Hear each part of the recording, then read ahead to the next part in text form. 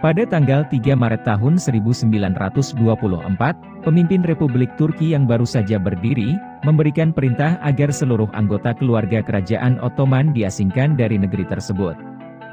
Bagi keluarga kerajaan Ottoman, pengasingan ini tidak hanya berarti sebuah deportasi, melainkan sebuah awal dari perjalanan yang penuh penderitaan, yang akan mereka hadapi di bagian dunia berbeda.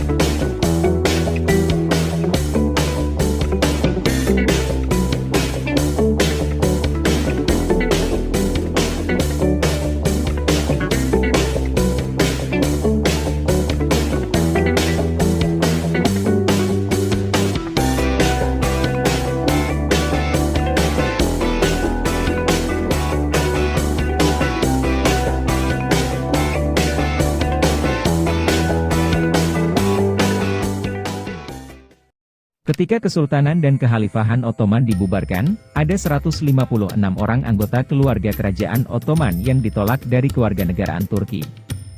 Hal ini mengacu pada sebuah undang-undang yang disahkan secara paksa pada tanggal 3 Maret tahun 1924. Mereka akan dideportasi 3 hari setelah undang-undang tersebut berlaku. Dengan mencakup orang tua, anak-anak, para pelayan yang enggan meninggalkan tuannya, ada ratusan orang yang mengalami pengasingan tersebut.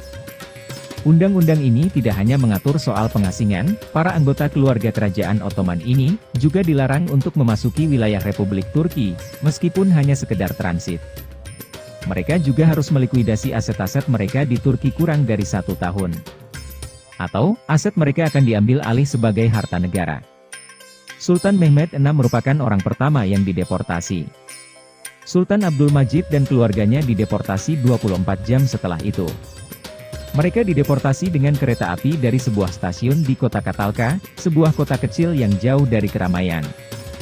Tujuannya adalah agar menghindari demonstrasi yang mungkin bisa terjadi.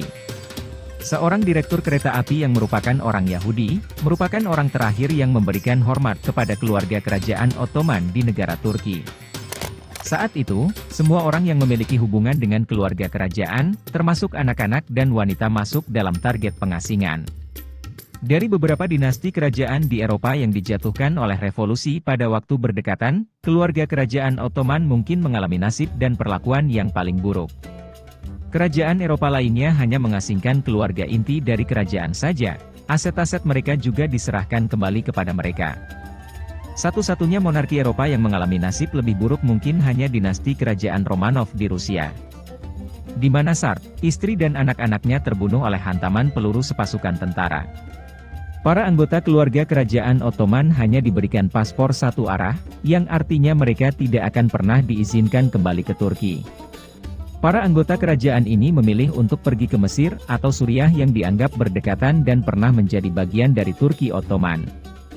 Namun Inggris, penguasa lokal, dan pemerintah Republik Turki sendiri mempersulit mereka untuk menetap di sana. Akibatnya, sebagian dari mereka memilih menetap di Beirut yang saat itu berada di bawah pemerintahan Prancis. Adapun sisanya tersebar ke berbagai penjuru Eropa. Sebelum keberangkatan, para polisi telah lebih dulu menggeledah istana. Beberapa keluarga kerajaan secara tergesa-gesa menjual berbagai harta benda mereka, meskipun dengan harga yang sangat murah. Sebagiannya hanya menitipkannya kepada orang-orang yang mereka percayai. Namun, banyak dari mereka yang mengalami pengkhianatan. Sebagian besar dari aset keluarga kerajaan akhirnya diambil alih oleh pemerintahan Republik Turki. Saat itu, keturunan dari Utsman I sang pendiri Kesultanan Ottoman, yang merupakan salah satu dinasti paling tua di dunia, harus mengalami perlakuan kejam dan penghinaan yang begitu parah. Mereka sendiri tidak bisa percaya, kalau mereka akan dihadapkan pada situasi separah itu. Mereka memang telah mendengar desas-desus tentang pembubaran kekhalifahan dan pengasingan keluarga kerajaan, tetapi mereka menyangka kalau rakyat masih mencintai mereka, dan mereka tidak akan dijatuhkan serendah itu. Setelah mengalami pengusiran sekalipun, mereka masih menyangka kalau pengasingan ini hanya akan bersifat sementara. Mereka masih akan dapat kembali lagi ke Turki dalam waktu dekat. Sehingga, banyak dari mereka yang tidak membawa seluruh harta mereka. Tanpa mereka ketahui, bahwa pengasingan ini akan berjalan hingga 30 tahun bagi wanita, dan bahkan 50 tahun bagi laki-laki.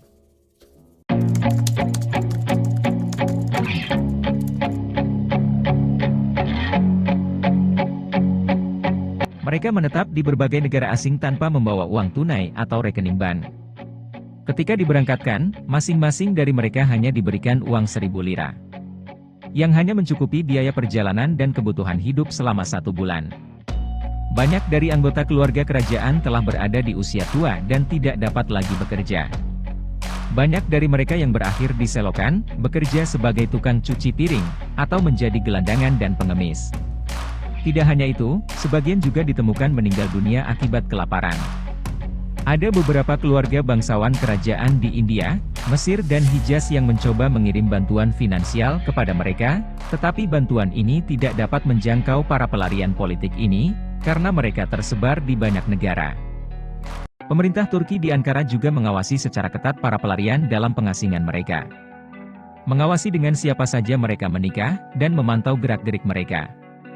Sulit membayangkan kalau dinasti Ottoman akan berakhir dalam kemiskinan, kelaparan, dan kerinduan pada kampung halaman mereka. Banyak dari mereka yang berakhir di pemakaman yang tidak bernama, atau kuburan mereka sama sekali tidak terlacak. Para wanita dari keluarga kerajaan Ottoman, baru diberikan amnesti pada tahun 1952 oleh pemerintahan Adnan Menderes. Amnesti secara keseluruhan baru diberikan pada tahun 1974. Hal ini baru memungkinkan bagi keturunan Kesultanan Ottoman untuk kembali lagi ke Turki. Namun, banyak dari mereka yang memilih untuk tidak kembali.